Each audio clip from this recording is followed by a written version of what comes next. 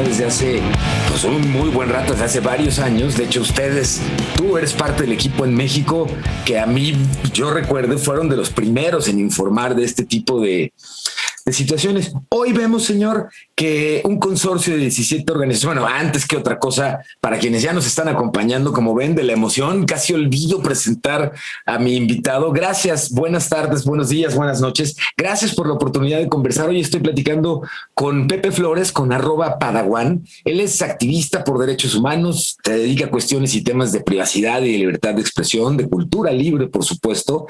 Trabaja y tiene puestos muy interesantes porque está en la red en defensa de los derechos digitales en el área de comunicación y es también vicepresidente en México de Wikimedia MX y es un autocalificado nerd, cosa que toda la comunidad compartimos y refrendamos. Mi querido Pepe, gracias por la oportunidad de platicar contigo. ¿Cómo estás, señor? No, Piso, muchísimas gracias a ti por la invitación y bien interesante el tema que nos trae hoy, ¿no? Es un temazo, señor. A ver, hoy un consorcio de 17 organizaciones de medios internacionales ha publicado una investigación sobre esta lista filtrada de números telefónicos en todo el mundo denominada Proyecto Pegasus. Este es un proyecto del cual tú en particular hace ya varios años has venido dando seguimiento y has estado investigando y reportando y denunciando lo que ha venido sucediendo en el mundo y por supuesto particularmente aquí en México con este software de espionaje Pegasus de la empresa NSO. Platícanos por favor, señor, rápidamente, ¿qué opinión te merece de inicio a modo general el documento publicado el día de hoy por The Guardian y estas otras 17 instituciones, señor? No, bueno, de entrada es una investigación muy, muy completa, ¿no? La hace este consorcio de medios que se llama Forbidden Stories, en conjunto con Amnistía Internacional.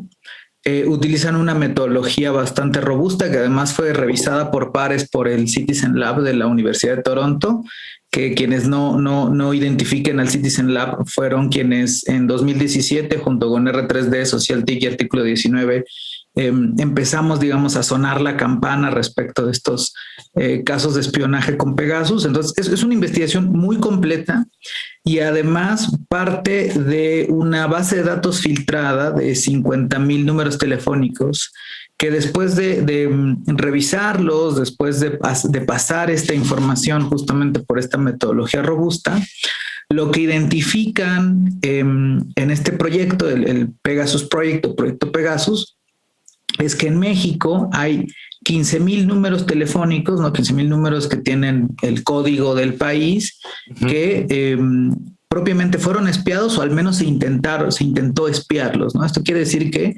pasaron por un ataque o un intento de ataque con Pegasus y es gravísima la situación, ¿no? O sea, México aparece por encima de países como Marruecos, que tiene 10,000 intentos, y los Emiratos Árabes Unidos, que también tienen 10,000 intentos. Y en una lista, la veía justo en tu cuenta de Twitter, mi querido Piso, muy, muy poco halagüeña, ¿no? De pronto te toca estar junto con la Arabia Saudita, te toca estar junto con Bahrein, con Ruanda, ¿no? Con países que no se distinguen justamente por su respeto a los derechos humanos. Claro, y por procesos democráticos y cosas por el estilo. Algo que me llama mucho la atención y que de hecho creo que estoy como obligado a preguntarte, señor, todos estamos escuchando esto de Pegasus, esto del spyware. Quienes han tenido oportunidad, si no la han tenido, se los recomiendo mucho. Vean alguna de las entrevistas de Edward Snowden donde habla de este tipo de tecnología. Pero entonces la pregunta aquí es obligada, mi querido Pepe. ¿Es cierto lo que escuchamos que hace este tipo de software? ¿Es verdad que puedan tomar control de mi teléfono en modo, puedo ver en dónde estoy, con quién estoy hablando, qué estoy navegando, qué me estoy mensajeando por WhatsApp, qué videitos fui a ver a YouTube? ¿Es verdad que pueda tenerse un control de este tipo de dispositivos al nivel que nos lo plantean en este software, señor? Sí, justamente una de las cuestiones que incluso dice el propio Edward Snowden es que Pegasus es probablemente la pieza de software de vigilancia más sofisticada que existe en estos días, ¿no? Yo sé que a veces es complicado o es complejo para las personas de pronto discernir entre qué se puede hacer de lo que vemos en la ciencia ficción o lo que vemos en las películas. Exacto. Y lo que puede ocurrir en la vida real. Pero bueno, aquí creo que hay que hablar un poquito más de Pegasus, ¿no? Desde R3D hemos estado investigando este tipo de infecciones desde meses antes de que reportamos la primera en febrero del año 2017, pues propiamente finales del 2016 hemos estado trabajando en esto. Y algo que hemos identificado es que lo que hace este software básicamente es que mediante algo que llamamos vector de infección o método de infección, se busca ingresar al teléfono de una persona, ¿no? Y esto es muy importante porque esto es como una carrera armamenticia también, ¿no? Van evolucionando, así como van evolucionando los ataques, van evolucionando las defensas. En el año 2017, que es cuando salen estos primeros reportes por parte tanto del Citizen Lab como posteriormente la investigación que denominamos en su momento gobierno espía, es que este teléfono utilizaba un vector de infección que era un mensaje de texto con un link. ¿Qué es lo que ocurría? Yo te escribía a ti, Pisu, te mandaba un mensaje de texto con algo utilizando una técnica llamada ingeniería social, ¿no? La ingeniería social es una forma de engaño mediante la cual yo introduzco cierta información que pienso o creo que esté relacionada contigo, que te interese para que tú caigas en una trampa, ¿no? Entonces lo que hacían es que alguien mandaba un mensaje y de pronto llegaba y decía, Pisu, te acaba de llegar un cargo no reconocido, por favor haz clic acá, ¿no? Entonces tú picabas y al picar en ese clic, al hacer clic, perdón, en ese link, se comunicaba tu teléfono con un servidor, ¿no? Se enrutaba por varios puntos donde se disfrazaba, pero llegaba un servidor que lo que hacía es que se abría tu navegador y descargaba una pieza muy sofisticada de malware, ¿no? En ese momento explotaba una vulnerabilidad en iOS, en iPhone, que se llamaba Trident, que es muy técnica, pero básicamente lo que hacía era una especie de jailbreak o de acceso a permisos de administrador, ¿no? Lo que en Android se conoce como rutear un teléfono, ¿no?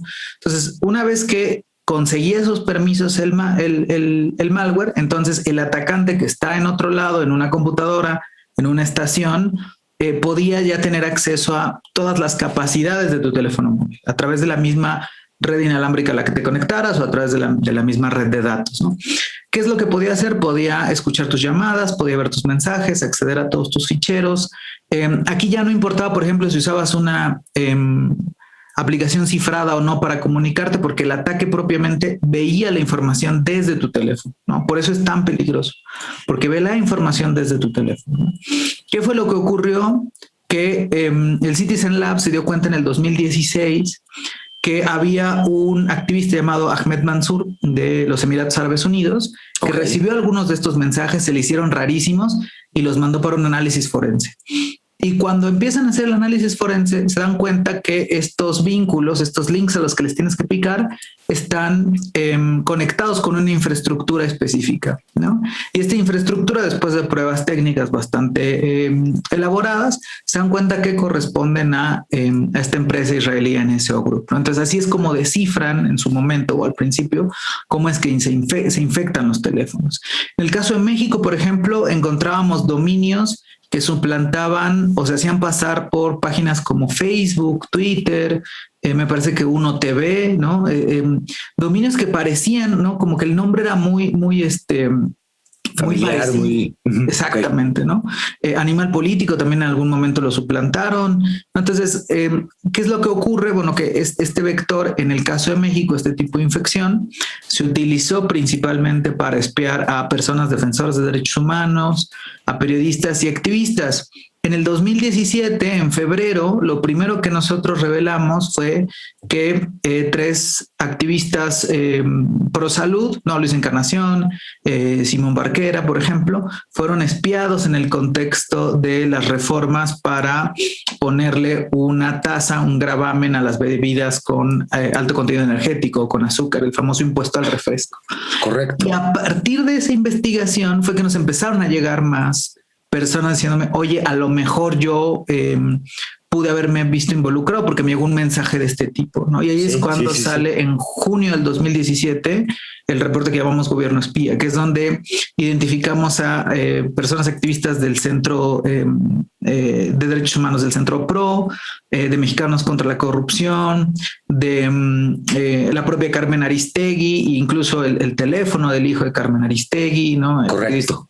Sebastián Barragán, Rafa Cabrera, ¿no? Entonces, ahí es donde empieza. Turati, correcto, sí. Exactamente. Digamos que esos primeros casos se van acumulando durante todo 2017 y llegan a sumar más de veintitantos casos, ¿no? Entonces eran los casos de los que teníamos certeza porque propiamente el Citizen Lab había revisado los teléfonos y había cotejado los mensajes y había visto toda la infraestructura, ¿no?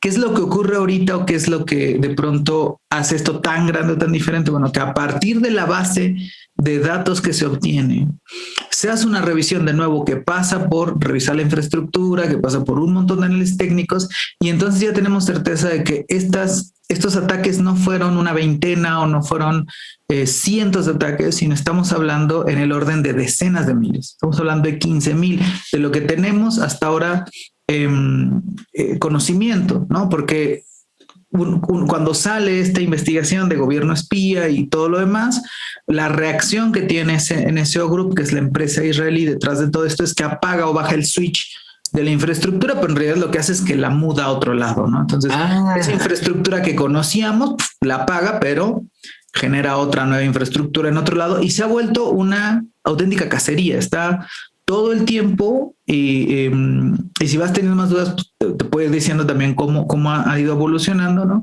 Pero esto se ha vuelto una cosa sistemática, estar casi yendo, tratando de averiguar qué es lo que sigue con Pegasus y con NSO Group, porque cada vez es más sofisticado el método de ataque. Que te agradezco esto que comentas, porque justo parte de mis siguientes preguntas era desde una perspectiva más bien moral o ética. El grupo de NSO lo que dice es, oigan, a ver, a mí ni me esculquen. Yo hice una herramienta muy sofisticada, sí, pero es una herramienta para ayudar a los gobiernos a combatir el crimen y a atrapar a criminales. Entonces, si ellos lo están utilizando en este sentido, yo no lo apruebo, pero pues yo tampoco puedo hacer mucho al respecto. Pero a estas alturas es el equivalente a que y un muy mal ejemplo probablemente, pero es equivalente a que un sitio de torrentes siga levantando la mano y diciendo, yo estoy protegiendo la libertad del acceso al entretenimiento en todo caso, cuando en todo caso a todas luces es muy claras las violaciones a distintas leyes de derecho de autor en este caso. Pero ¿cómo percibes tú la postura de NSO? Y dos, más importante en todo caso, entonces, para mí escuchar de ti ahorita, señor, el proyecto de Pegasus hoy tristemente se ha convertido como en el arma de elección de gobiernos represivos. ¿Cómo deja esto a México parado siendo uno de los principales clientes de esta herramienta? Fíjate, en primer lugar, hay una responsabilidad por parte de las empresas y no solo se trata de una responsabilidad ético-moral, hay una responsabilidad legal, ¿no? Para tú poder exportar una de estas herramientas necesitas un permiso, ¿no? Por parte del gobierno israelí, sobre todo en este caso. Entonces, ese permiso está sujeto a ciertas condiciones y parte de estas condiciones es que el uso de esas herramientas sea un uso legítimo, es decir, nadie está en contra de que el Estado de pronto pueda tener capacidades para el ejercicio de esta vigilancia focalizada en el combate, que es legítimo, al crimen organizado y al terrorismo, ¿no? Ese es un punto. Segundo lugar, es para que esto pueda pasar, tendría que haber un montón de reglas. De entrada, ¿quién puede comprar? ¿Cuándo lo puede comprar? ¿Bajo qué condiciones? ¿Cómo lo puede usar? ¿No? Por ejemplo, en otras discusiones hemos hablado acerca de la autorización judicial, ¿no? Es decir, que no pueda ser a discrecionalidad de una procuraduría o una fiscalía que esté investigando y acceder a cierto tipo de información. Es decir, el punto es poner determinadas salvaguardas. Ahora con la industria del malware, después de que hemos visto todos estos abusos, cada vez se suman más voces, incluyendo las nuestras, que tienen que ver con que esta industria ha crecido demasiado y está tan poco regulada que en realidad no debería existir, ¿no? Por ahí David Kay, que fue relator de la libertad de expresión de la ONU, decía, bueno, hay que empujar por una moratoria. ¿Qué quiere decir esto? Vamos a poner una pausa, vamos a decir, ¿sabes qué? Mientras resolvemos la perspectiva de derechos humanos del uso de esta herramienta, por lo invasiva que resulta esta capacidad, vamos a no vender y a no comprar por un rato. De hecho, me parece que el día de hoy la relatora ya, Michelle Bachelet, también ha salido como a secundar este mensaje. ¿Qué es lo que hace NSO ante las acusaciones? Bueno, por un lado trata como de lavar su imagen y dice, bueno, voy a poner algunos estándares de derechos humanos, porque es mentira que NSO no pueda hacer nada. NSO pone la infraestructura, ¿no? Es decir, sí, yo te vendo aquí para que tú puedas vigilar, pero a la primera de cambio si me entero que tú estás haciendo esto, de entrada, si me entero que tú eres un cliente que puede hacerlo, no debería venderte, ¿no? O sea, si yo sé que eres un gobierno que tiene un pésimo historial, no te lo debería vender y ahí está de todas formas vendiéndole al reino de Arabia Saudita, por ejemplo, o a Bahrein. Por ejemplo, sí, correcto, sí. En segundo lugar es, bueno, ok, eres en el papel una democracia funcional, te lo voy a vender, pero a la primera que yo sepa, lo que tengo que hacer, tendría que ser dos cosas. Lo primero es bajar el switch y decirte, ¿sabes qué? Ya me llegó esta observación, esta queja y no puede seguir funcionando. Y en segundo lugar es ayudar a las autoridades de investigación a poder deslindar responsabilidades, que es algo que tampoco hace. Es decir, en México desde 2017 sabemos que se incurre en abusos utilizando Pegasus. Eso sí. Y no ha sido NSO o no ha tenido la voluntad, porque es voluntad al final, de colaborar con esa investigación, ¿no? Entonces ya no solo estamos hablando en el tema ético, en el tema moral, sino ya propiamente hay una evasión de sus responsabilidades legales, ¿no? Y en segundo lugar, ¿cómo nos deja a México? Pues nos deja en un lugar pésimo. Yo sé que de pronto pudiera parecer que se relativiza el que, bueno, fue espiado, pero al menos no fue asesinada o asesinado, ¿no? Un periodista. Pero no deberíamos tener que llegar hasta esos grados, ¿no? No tendríamos por qué llegar a decir, bueno, por lo menos no lo mataron o no la mataron, ¿no? No, claro. Este tipo de invasiones generan consecuencias muy graves, generan consecuencias de entrada de efectos inhibidores, ¿no? Yo me sé vigilado y entonces me voy cuidando de qué digo, de qué hago, con quién me junto, pero también algo que a mí me revuelve mucho la tripa y desde 2017 se sabe, pero ahorita con el proyecto Pegasus queda muy evidente, es esta vigilancia no solo no está enfocada en el combate al crimen y a la delincuencia organizada, no solo va sobre personas que por su labor o su actividad o su activismo pudieran ser incómodas o incómodos a un régimen. Correcto. Va sobre las familias de esas personas. O sea, todavía este argumento medio por ahí endeble, decir, bueno, pero es que está metido en eso y sabe a lo que se expone. Oye, pero padres, madres, hermanas, hermanos, salió, por ejemplo, hijos, ¿no? Reveló que espiaban a los choferes del presidente López Obrador cuando era candidato, su cardiólogo, el director de su equipo de béisbol, o sea, ya llega a límites de verdad maquiavélicos, me parece. Y eso me lleva a preguntarte, señor, dos preguntas más para agradecerte más tu tiempo y de verdad muchísimo la oportunidad de escuchar directamente de ti, que has seguido tan detalladamente el caso, tus opiniones. ¿Qué debería de pasar ahora, señora? Ni tanto a nivel mundial como en el caso de México, ¿cuál sería una reacción deseable desde la perspectiva de expertos como tú, señor? Bueno, en primer lugar, en el caso de México tenemos primero una tarea pendiente, que es propiamente el caso, repito, de gobierno espía, ¿no? Es decir, ya la evidencia se sigue acumulando y desde el año 2017 existe un caso ahí en la Fiscalía General de la República y ha avanzado poco o nada, ¿no? Entonces, en primer lugar, tendríamos que encontrar una forma que nosotros empujamos que sea un mecanismo imparcial, independiente, que haga una pesquisa seria, porque en este momento todo parece indicar que la Fiscalía General de la República está investigando a la Fiscalía General de la República. Sí. Porque está confirmado que el mismo Gertz Manero ha comprado Pegasus. Claro, quien compró Pegasus en el 2014 fue la Agencia de Investigación Criminal, firmado por Rigoberto García, por Tomás Herón, que por cierto se encuentra ahorita prófugo allá en Israel, qué casualidad, ¿no? Entonces, sabemos que la Agencia de Investigación Criminal, que la PGR tuvo en esos momentos Pegasus y ahora le encargamos a la Fiscalía General de la República que sea quien deslinde de estas responsabilidades, ¿no? Entonces, no ha probado tener esa autonomía o al menos esa voluntad política de hacer una investigación autónoma, y sería lo primero. Y en segundo lugar, creo que a nivel global está ocurriendo ahora una discusión muy rica en torno al derecho a la privacidad en general, que toca transversalmente varias tecnologías de vigilancia, las tecnologías de vigilancia, por ejemplo, en el espacio público, el reconocimiento facial, las cámaras, pero también las tecnologías de espionaje propiamente, ¿no? De intervención, vigilancia y de intervención de comunicaciones, ¿no? Que son, digamos, esta vigilancia que hacemos de forma focalizada sobre un individuo.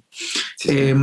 Acá yo creo que lo correcto sería apoyar justamente esta iniciativa de la moratoria, decir, oigan, hemos visto que esto es dañino para los derechos humanos, hemos visto que este poder es demasiado grande como para que los gobiernos lo usen de forma responsable, porque no hay mecanismos para que los usen de forma responsable. Entonces, correcto, sí. Pongámosle pausa, de entrada pongámosle pausa.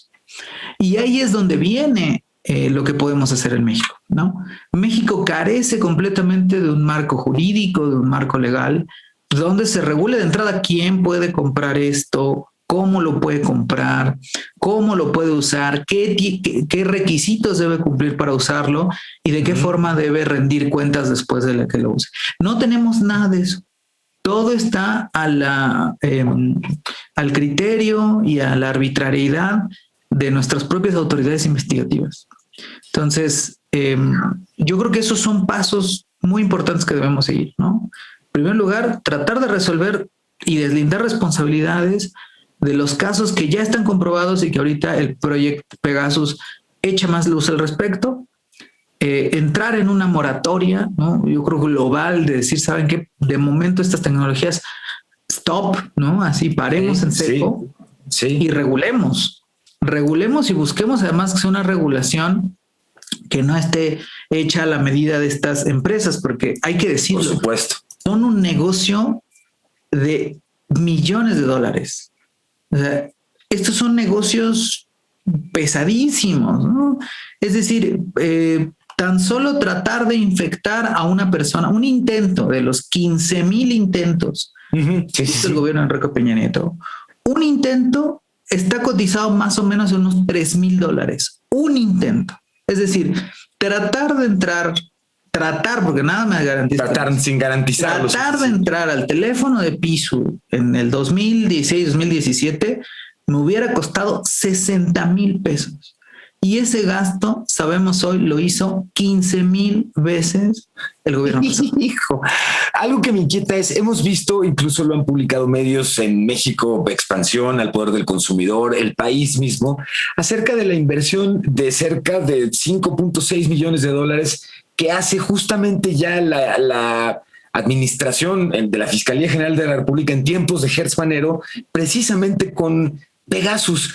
Ante lo que estamos viendo el día de hoy, sería interesante ver cuál sea la postura del gobierno. Uno, seguramente podemos anticipar cuál será la postura ante la crítica de 15,000 intentos registrados en el gobierno de Peña Nieto. Es como casi creo que les da en muchos sentidos la razón de muchas de las quejas que ellos han ido levantando. Pero, ¿cuál sería la postura en torno al licenciamiento actual que está pagado y está activo, que tiene la Fiscalía? Y preguntarte también, señor, siendo un software que además no es o es muy complicado de detectar, estaba yo revisando datos ahorita y escuchaba que incluso ya ni siquiera es necesario que le des clic a una liga, esto es prácticamente el mismo vector de infección del ransomware. Pepe, hablamos de eso mismo. Me comparten una liga con la cual o entrego el control de mis redes o en todo caso entrego el control de mi dispositivo.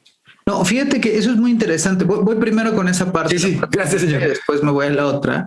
Por ejemplo, en el año 2019, Facebook interpuso una demanda en contra de NSO Group. Es un litigio que sigue en los tribunales en los Estados Unidos, porque descubrieron que para una campaña en mayo del 2019 se utilizó como vector de infección WhatsApp. ¿Qué es lo que hacía Pegasus para infectar a través de WhatsApp? lo hacía a través de una llamada perdida.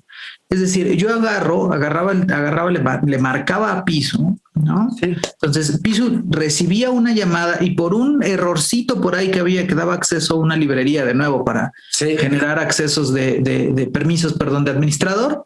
Una vez que esa llamada perdida entraba, ni siquiera la tenía que contestar.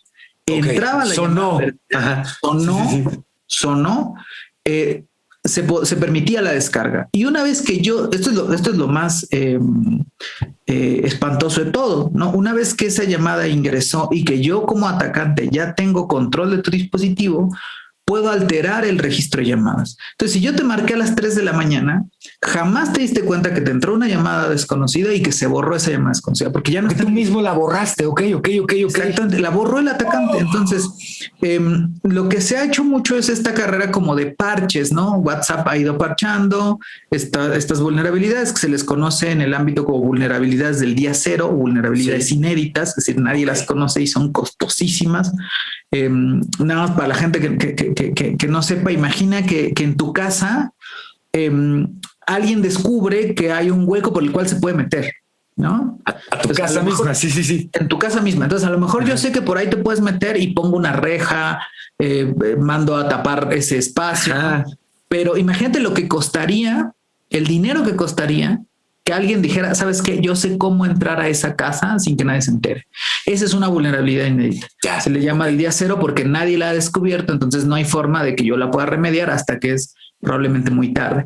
Incluso salió que las últimas versiones de iOS, del software para iPhone, han tenido vulnerabilidades frente a Pegasus, lo cual también es durísimo porque es una empresa, Apple es una empresa que justamente se jacta mucho de estos altos estándares de seguridad, y de pronto darte cuenta que el estándar más alto de seguridad en dispositivos también está comprometido, bueno, te da una idea o una noción de cómo está Pegasus en este momento, ¿no? Entonces, técnicamente sí ha ido evolucionando esta plataforma. Qué interesante está esto que estás comentando. Y bueno, finalmente... perdón, la otra parte de la pregunta. Sí. Sí, porque me parece que eso también es muy importante. Nada más aclarar rápido. Lo que tiene la Fiscalía General de la República no es Pegasus, ¿no? Los contratos que reveló el país en el año, año, 19, del 2019 al 2020, son de, me parece, el software Echo, ¿no? Y de Geomatrix, si mal no recuerdo. Que en realidad son, digamos, en términos también de vigilancia, son bastante graves, ¿no? Uno lo que permite es identificar a través de, le llamamos geovallas, ¿no? Es decir, yo digo, pues todas las personas que estén en el Zócalo, ¿no? O todas las personas que estén en estas 4 cuadras, tener acceso a datos relacionados con la geolocalización de sus teléfonos. Y esto es otra discusión técnica también muy interesante. ¿Cómo lo consiguen? Bueno, probablemente a través, se ha especulado mucho a través de data brokers, ¿no? Es decir, cuando bajo yo un jueguito o una aplicación medio dudosa que le vende esos datos a otras aplicaciones y todas acaban siendo acumuladas y compradas por estos brokers de datos o corredores de bolsa de datos y después terminan en este tipo de plataformas, ¿no? Y también propiamente otras plataformas que tienen la capacidad no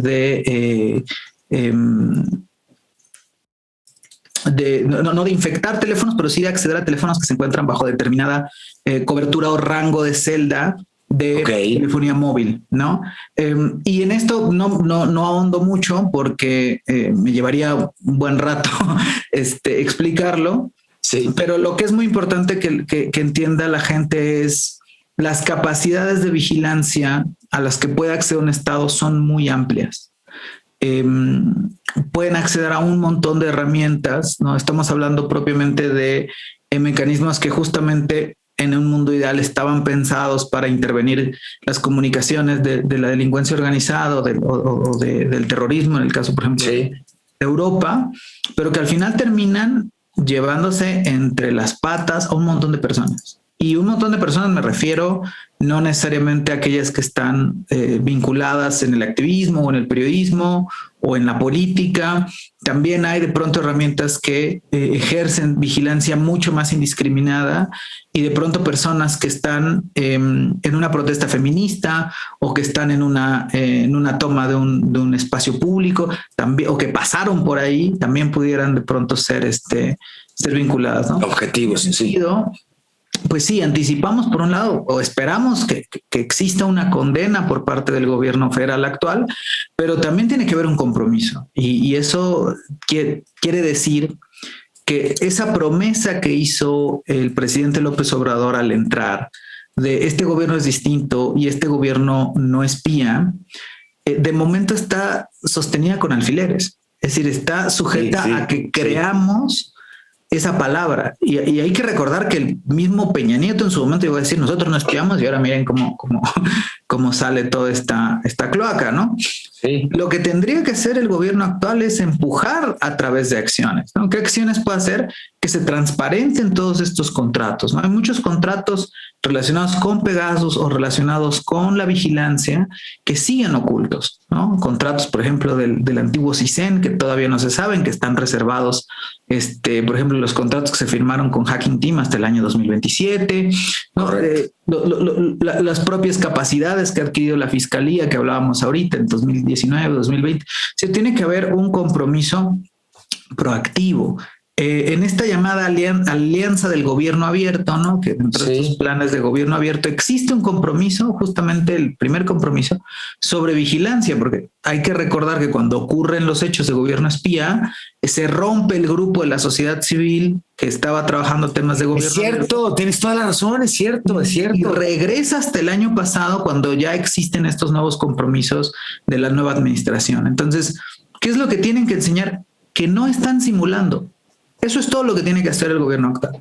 Demostrar con hechos y con políticas y con leyes que no están simulando, que se están tomando en serio el problema del espionaje en el país. Y toca esto algo, porque además, como estamos viendo, y en este sentido sí me parece, es más que justo además, hacerte y hacerle un reconocimiento a todo el equipo con el que tú has estado trabajando, a la Red en Defensa por los Derechos Digitales, a Wikimedia mismo, pero vaya, es una sensación que supongo sea un poco agridulce para ti, Pepe, en el sentido de decir, pues 5 años después se confirma que el trabajo que ustedes estaban haciendo en términos de gobierno espía y de Pegasus era un trabajo no solamente muy serio, sino además muy anticipado en términos de la capacidad que ustedes tuvieron para detectar esto que estaba pasando y denunciarlo. Hoy, a 5 años, tú mismo lo estás diciendo ahorita, pues ya vemos que no eran poquitos, eran miles los que estaban siendo víctimas de todo esto. Entonces, además de un reconocimiento, Pepe, agradecerte la oportunidad y el tiempo para conocer con mejor detalle esto que está pasando. Y yo te diría, a pesar de todo esto que está pasando, tú pierdes fe en un Internet libre y en un Internet como ese que ya suena cada vez más pues teórico. ¿Es factible recuperar un Internet en el que este tipo de invasión a la privacidad no sea el pan de todos los días? Yo sigo esperanzado. En primer lugar, quiero extender tu agradecimiento no nada más a todos mis colegas en la Red en Defensa de los Derechos Digitales, que han hecho muchísimo en temas de investigación, pero también en temas de litigio, sino también a Artículo 19, a SocialTIC, al Centro PRO, que también han estado ahí, digamos, al pie del cañón en estos temas, ¿no? Y muchos más que espero no invisibilizar. El caso de Amnistía Internacional, que también ha trabajado mucho en los últimos años. Forensic Architecture, que recién sacó una plataforma para visibilizar ataques, ¿no? O sea, es un tema que a quienes estamos metidos en la discusión de la vigilancia nos ha traído bien ocupadas y ocupados en los últimos años. Pero justamente creo que eso responde a la segunda parte de la pregunta. Creo que trabajamos en esto porque hay esperanza, ¿no? Porque si no hubiera esperanza, no habría combustible para seguir resistiendo estos esfuerzos. Y son esfuerzos la vigilancia se abre en muchos frentes, ¿no? Por un lado está esta vigilancia que te digo es focalizada, es individualizada, es ejercida desde los estados, pero hay otros tipos de vigilancia que hemos ido normalizando y que no deberíamos normalizar, ¿no? La vigilancia en el espacio público, el tener cámaras acá en cada esquina, y cámaras que ahora intentan reconocer nuestros patrones faciales, o la el propio modelo del llamado el extractivismo de datos, ¿no? Lo que decíamos, este capitalismo de vigilancia, en palabras de Sana Schuhoff, ¿no? Y eso tiene que ver con esta idea del Internet libre, ¿no? Como un Internet donde no seamos sujetas y sujetos propiamente de estas invasiones. Y yo sí creo que es posible. Yo creo que de pronto hay que resistir esta normalización, porque hace años era normal trabajar más de 8 horas, o era normal la esclavitud, eran muchos pactos sociales que parecen muy grandes e inamovibles. Con el transcurso del tiempo y con el transcurso de los esfuerzos en todos los polos, ¿no? En lo legislativo, en lo jurídico, en lo social, en las calles, en lo educativo, en lo mediático, han ido cambiando, ¿no? Entonces, la batalla de la vigilancia es una batalla muy grande, ¿no? Es una batalla, me parece que la tecnología nos ha dado muchas cosas positivas, muchísimas, pero también dentro de estas capacidades creo que es momento de que repensemos si ciertos usos de la tecnología los tendremos que hacer solo porque podemos, ¿no? Y son preguntas más de este tipo de cosas, como el reconocimiento facial, como las invasiones a la privacidad con estos softwares, deberían siquiera existir, o por qué están existiendo, ¿no? Y entonces ya tratar de pensar, como dices, un mundo más abierto, un mundo más libre, y un mundo donde sobre todo se respeten los derechos y las libertades de todas las personas que habitamos en él. Es un lujo escuchar la opinión de Pepe Flores, activista por derechos humanos, experto y dedicado a los temas de privacidad, libertad de expresión y cultura libre. Y ya les decía yo, a cargo de la comunicación en la red en defensa de los derechos digitales y vicepresidente de Wikimedia México. Pepe, muchas gracias. De verdad es un honor platicar contigo, y estoy muy agradecido por tu disposición y por ayudarnos a entender con tal claridad cómo está el tema de Pegasus y lo que estamos viendo el día de hoy, que ustedes anticiparon hace varios años ya. No, yo te agradezco, Pisu, y también reiterarte, siempre es un placer las veces que tenemos chance de conversar. Te mando un abrazo con mucho cariño, y si nos lo permites, Pepe, pues te vamos a estar dando guerra relativamente seguido para ir actualizando seguramente, porque es un tema que se va a ir desarrollando, y en cuanto México haga una postura formal u oficial respecto a esto que vaya sucediendo, nos encantará conocer tu opinión para entenderla bien, señor. No, por supuesto, ya sabes, aquí las puertas siempre están abiertas. Un abrazo muy grande, muchísimas gracias.